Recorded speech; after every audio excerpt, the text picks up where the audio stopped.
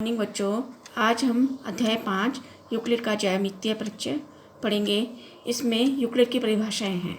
ठीक है, पहली परिभाषा, एक बिंदु वह है जिसका कोई भाग नहीं होता। बिंदु आपको पता ही है, जैसे ये बिंदु है, इसका कोई भाग नहीं होता, ना इसकी लंबाई होती है ना इसकी चौड़ाई होती है। ठीक है। दूसरा, एक रेखा अनंत बिंदुओं का सरलतम बिंदु पथ होता है।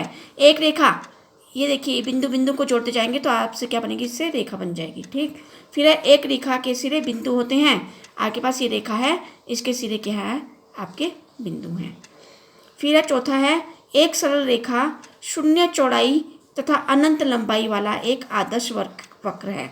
ठीक है। इसकी चौड़ाई क्या होती है, देखो ये मैंने खींच भी रखा है, इसकी चौड़ाई क्या है, शून्य है, सिर्फ इसकी क्या है, लंबाई है। तो ये लंबाई वाला, शून्य चौड़ाई वाला तथा अनंत लंबाई वाला क्या है, एक आदर्श वक्र है। पांचवा है, एक पृष्ठ अनंत रेखाओं का पथ है जिसकी केवल लंबाई और चौड़ाई होती है।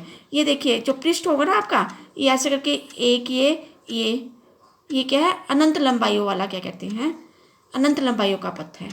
जो पृष्ठ है आपके पास, ये जो पृष्ठ, इसी को मान लिया तो ये क्या, अनंत लंबाइयों का क्या है आपके पास, ये अनंत लंबाइयों का पथ है, ये जिसकी केवल लंबाई और चौड़ाई होती है। ये लंबाई होगी आपकी और ये क्या होगी, आपकी चौड़ाई होगी। ठीक है। फिर आपके पास है, पृष्ठ के किनारे क्या होती है, आपकी रेखाएं होती हैं। ये जो पृष्ठ के किनारे हैं आपके पास, देखिए, जैसे ये वाला किनारा है, ये भी रेखा है, जैसे ये वाला किनारा है, ये भी आपके पास क्या है, रेखा है। फिर है, एक समतल पृष्ठ अनंत रेखाओं का एक रेखा पथ है। ये समतल पृष्ठ हो गया, जैसे आपका पेज है, ये क्या, समतल पृष्ठ है, ये क्या, अनंत रेखाओं का एक रेखा पथ है। ठीक है। ये आपके पास 6 क्या है, इसकी यूक्लिड की परिभाषाएं हैं। फिर है, यूक्लिड के अभिगृह्य हैं। वह वस्तुएं जो एक दूसरे के बराबर हों, एक दूसरे के बराबर होती हैं। जैसे आपके पास ये दो तिल्लियां हैं। ठीक है। ये दोनों क्या है, देखो, ये दोनों क्या है, एक दूसरे के बराबर हैं। ये दोनों बराबर हैं आपस में, तो ये क्या है, दोनों एक दूसरे के क्या होंगी, बराबर होंगी। ये दोनों तिल्लियां क्या, एक दूसरे के बराबर होंगी। आगे समझ में। वह वस्तुएं जो एक दूसरे के बराबर हों, ये वस्तुएं जो बराबर हों, जो बराबर हैं, वो क्या होती है, एक दूसरे के बराबर होंगी। ठीक है। वह वस्तुएं जो बराबर हों, यहाँ क्या लिखेंगे, एक, वह वस्तुएं जो बराबर हों। तो इसका एग्जाम्पल मैंने ये ले लिया। आपके पास ये दो तिल्लियां हैं जो क्या हैं, बराबर हैं, तो ये आपकी क्या होंगी, एक दूसरे के बराबर होंगी। ठीक है। यदि बराबर को बराबर में जोड़ा जाए तो पूर्ण भी बराबर होते हैं। जैसे ये दो तिल्लियां हैं, इसमें मैंने फिर बराबर जोड़ दिया, इन्हीं के बराबर इनको जोड़ दिया। ठीक है। बराबर में बराबर को जोड़ दिया, तो ये जो पूर्ण हुआ, ये क्या होगा, आपस में एक दूसरे के बराबर होगा। ठीक है। यदि बराबर में से बराबर को घटाया जाए, मीन्स एक तिल्ली बीच में से तोड़ दी, ये तोड़ दी आपने। ठीक है। आगे समझ में। इस बराबर में से इसको घटाया जाए, ये पूरी थी ना, इसमें से इसको निकाल दिया। इसी तरह दूसरी तिल्ली में से भी मैंने आधा तोड़ दिया।